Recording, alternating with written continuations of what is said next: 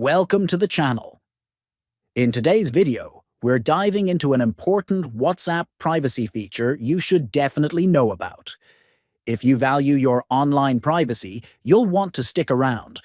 We'll show you how to protect your IP address during WhatsApp calls in just a few simple steps. Here's how you can turn it on. First, open WhatsApp on your phone. Next, tap the three dots in the top right corner of the screen. From the menu that appears, select Settings. Then, tap on Privacy. Scroll all the way down and tap on Advanced. You'll now see an option labeled Protect IP Address in Calls. Simply toggle this setting on. Once enabled, your one-on-one calls will be relayed through WhatsApp's servers instead of connecting directly, which hides your IP address.